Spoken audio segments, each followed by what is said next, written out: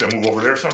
Over there, like where right across from Doug? Yeah. Okay. Because since I'm putting the camera like this, so.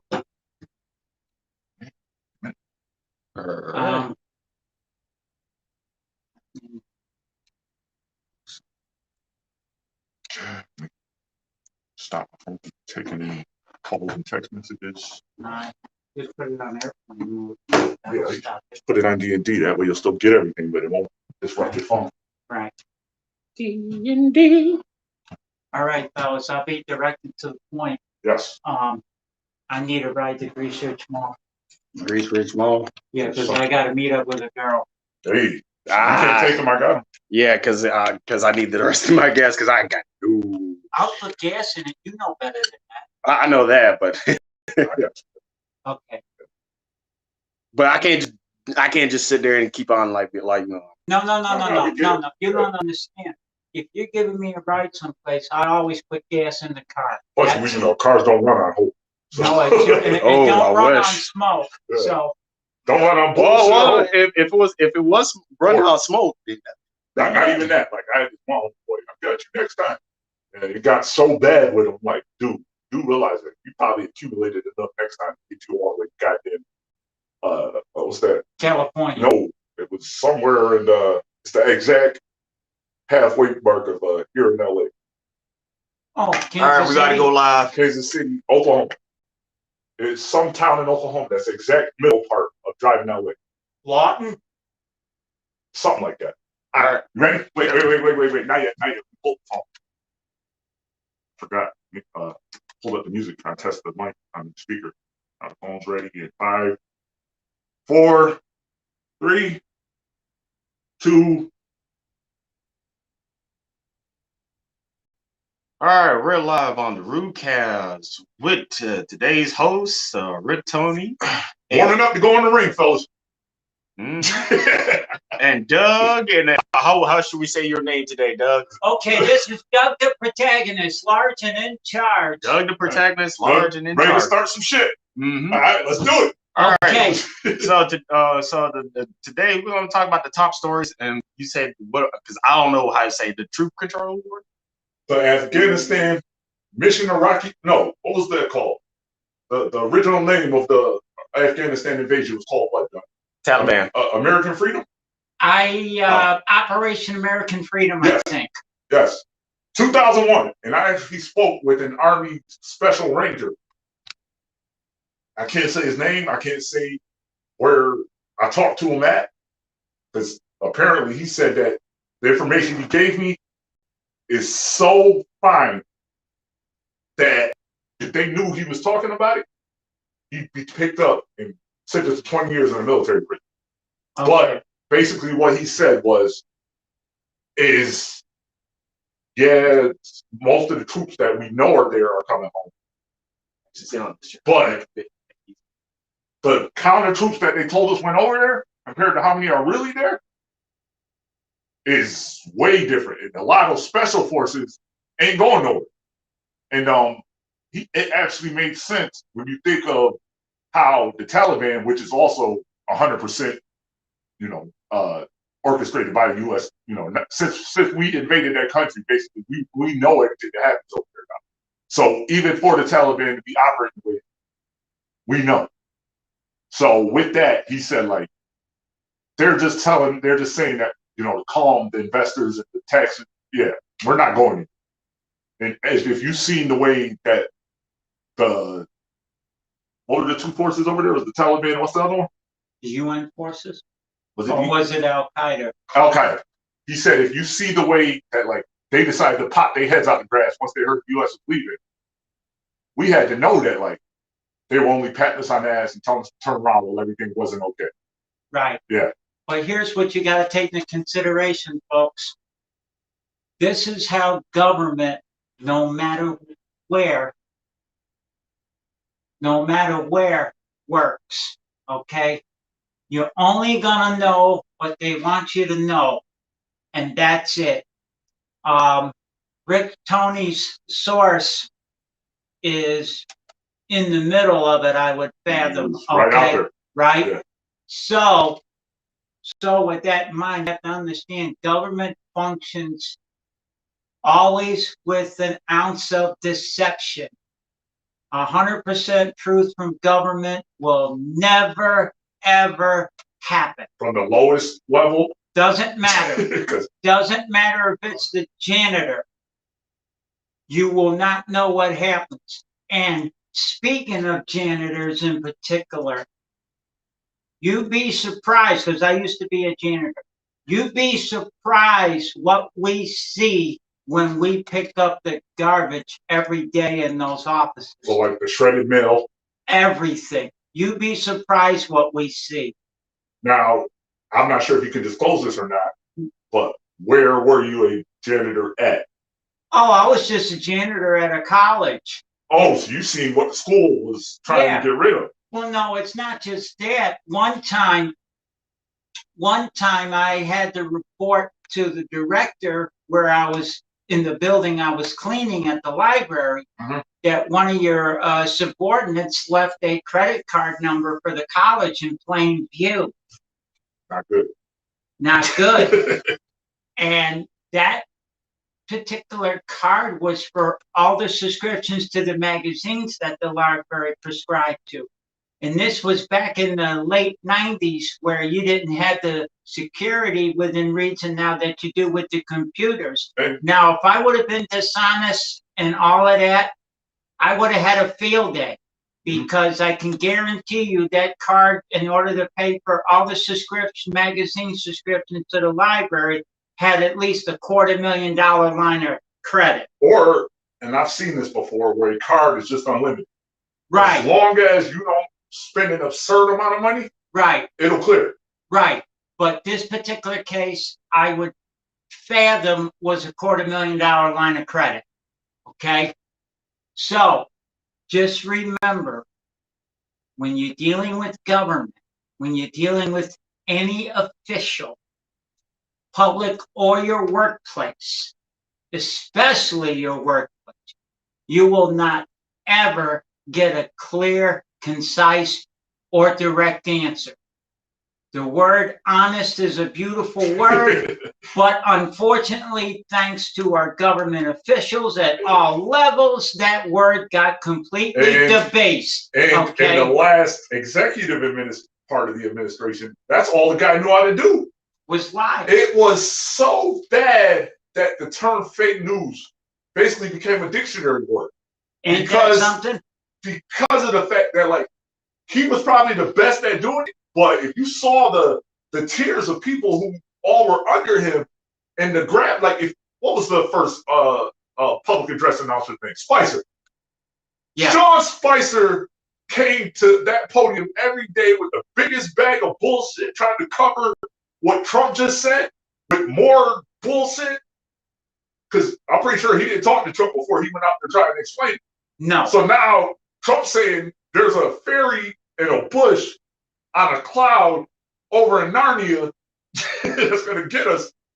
But before that, the big dog thing, then the Spicer came back like, but yeah, the big dog thing for the never-ending story is going to come and conflicted and send it left.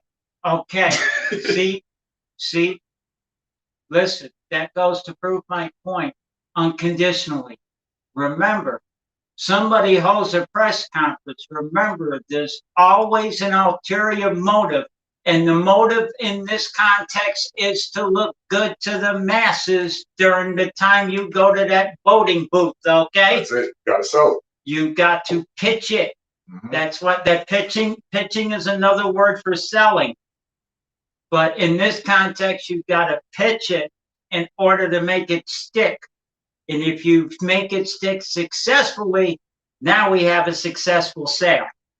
But until then, remember, always question what you hear.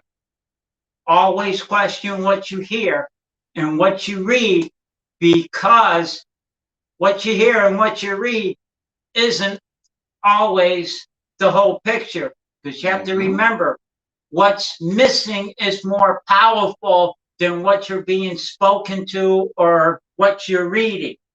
All right, folks. Well, also, if you're listening and you want to call in,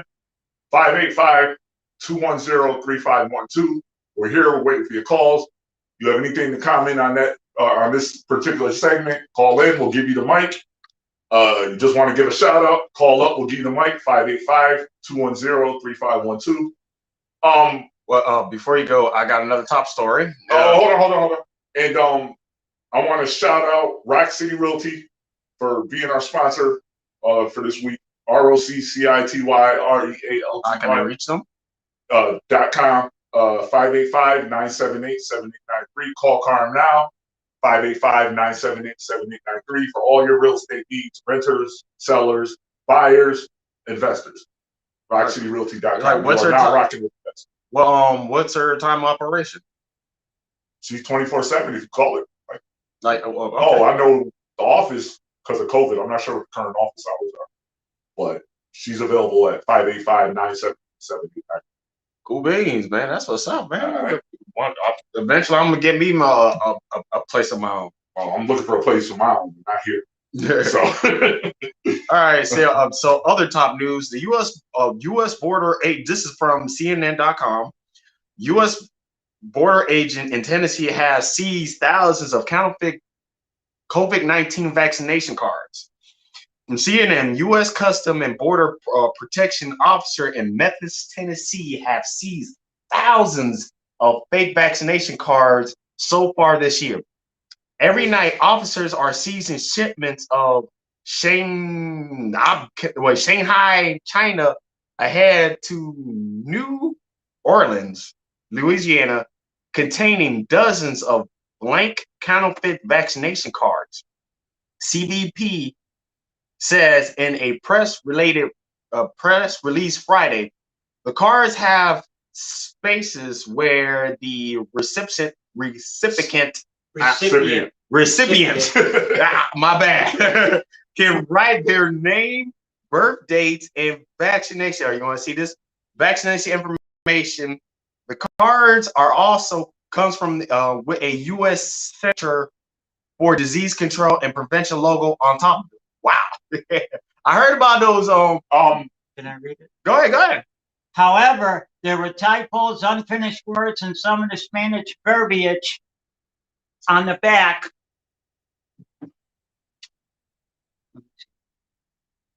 Spanish verbiage on the back was misspelled, CBP said. How else do they, CBP officers, know it was counterfeit? It was imported by a non-CDC or medical entity, and this was not the first time they have seen this shipper.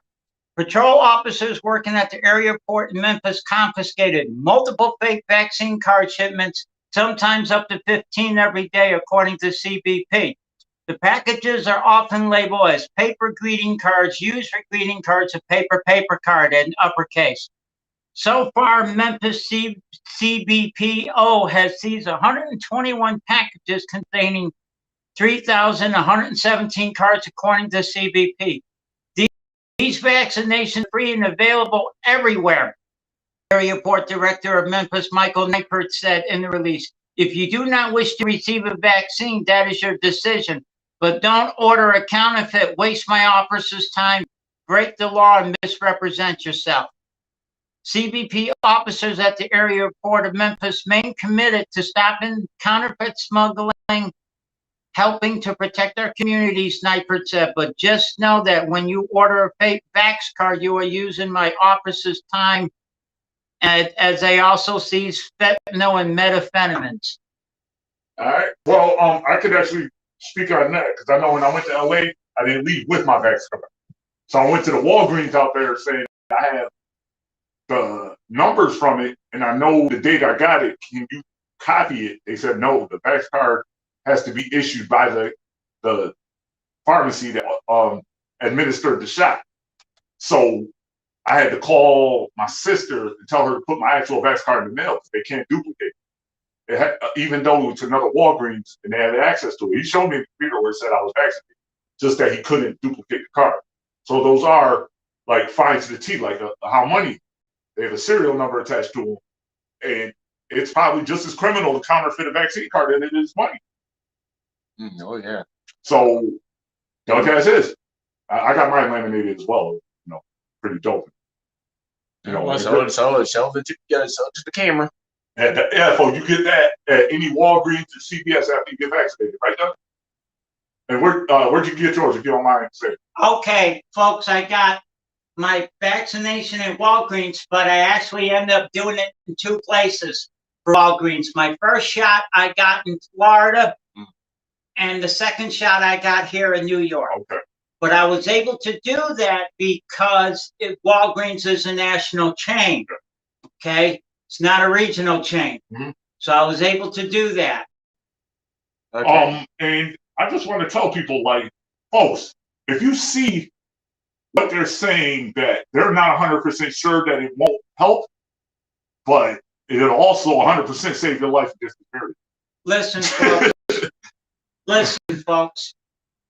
You have a right to choose whether to take the shot or not, but you don't have the right to affect anybody else either. So by you refusing it, you're making yourself open to be contagious. Correct. And I understand that a lot of people can't really, get to help your fellow man, but even out of that, you got to think people have children, they have families, people have seniors in their household who are really prone to this. And I just want everybody to elaborate on how selfish it could be if by you refusing to get vaccinated, you all of a sudden, pass it to a baby or an elder. You're killing somebody by not getting the shot. So, but you know what's crazy about it? Like you said earlier, but what's crazy about it is, like, even though you do get the shot, there there is a good chance that you still will attract. And this is what they're saying in the news. Yeah. It's like, this is not no, it's 100% proven. Yeah. It won't 100% stop you from contracting COVID, even if you've already had it. Pass it to other people. Or pass it. But the thing is that they're telling you are 100% less likely to die from it. No, what it is I don't agree with the 100% likely not to die, but you stand 100% chance of a better chance of surviving it. You protect yourself. Yeah. There you go. And I guess we'll take our first break, and when we come back, what are we talking about, son? Well, up next we're talking about local news. All right, so we'll get into Rochester. Lovely's on our way out. All right. Shouts out. I'm sorry, Lovely. I know kind of in the beginning, but yeah. We'll be back, folks. Listen to the Rootcast. Mainradio.com. Are we off the air on that part? And we be... Okay, I'm seeing now.